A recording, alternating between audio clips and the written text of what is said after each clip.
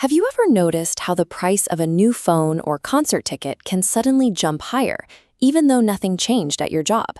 It happens because our money lives in a massive, invisible ocean that connects every country on Earth. This system acts like a global tide, constantly shifting the value of the bills in your pocket. For decades, this ocean was kept perfectly still. Countries promised that every bill printed was backed by a specific amount of physical gold. But during the Great Depression, that promise became a trap. Governments couldn't print money to help people because they lacked the gold. To stop the collapse, leaders from 44 nations met here in 1944. They decided to anchor the world to a new leader, the US dollar. Every other currency would be tied to the dollar, and only the dollar tied to gold. That worked until the US began spending more than its gold could cover. In 1971, President Richard Nixon abruptly ended the dollar's link to gold. This change pushed us into the world we have today, where the Indonesian rupiah is like a ship on an open sea. It rises and falls every day based on the global economic weather, directly affecting what you can afford to buy. Today, our Indonesian rupiah ship is being tossed around by two specific, powerful economic storms at the exact same time. The first storm is internal, rising prices at home. When the cost of local food and rent climbs too fast, our money loses its strength. It's like the ship is taking on water from the inside. The heavier it gets, the lower it sinks, and the less it's worth compared to other currencies. The second storm blows in from across the world, specifically from the US Federal Reserve.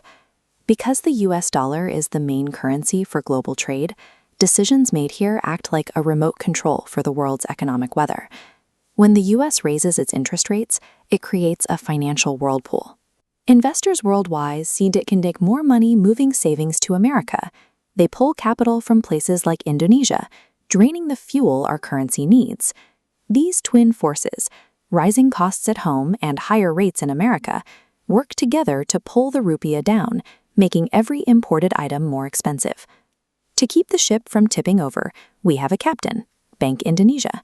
Their main job is keeping the rupiah stable through the roughest waves.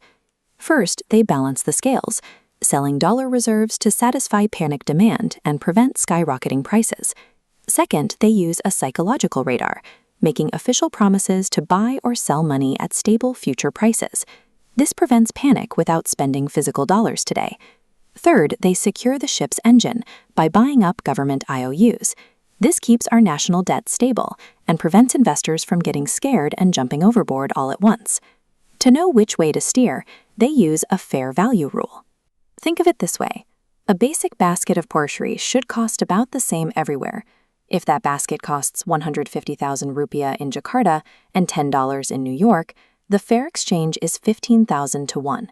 If the rate drifts too far, the bank acts. But today's ocean is messier than ever. The bank now uses artificial intelligence to scan billions of tiny, chaotic price shifts every second, data that no human team could process. By spotting these hidden patterns instantly, the bank gets a head start, reacting to a storm before most people even know it's coming. Through these direct market actions and high-tech forecasting, the bank works 24/7 to make sure our economy doesn't capsize. Even with a great captain, being stuck in an ocean controlled by one single country is dangerous. As long as the world relies entirely on the US dollar, we will always be affected by American problems. To fix this, Indonesia is building trade bridges that allow us to bypass the dollar entirely. Today, an Indonesian business can trade directly with partners in Japan or China using our own money. We skip the middleman, meaning we don't have to worry about what's happening with interest rates in Washington just to buy parts from Tokyo.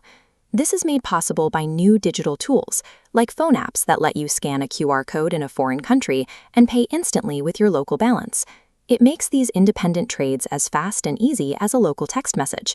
With a growing group of major global partners moving in the same direction, the world is moving towards a more balanced system where no single currency has all the power.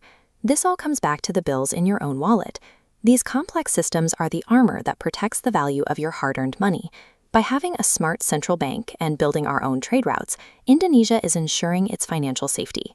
We're reaching a point where if the US economy catches a cold, our wallets don't have to start sneezing. If you want to know more about how your money works, give this video a like and share it with someone who's always wondered about the price of their phone.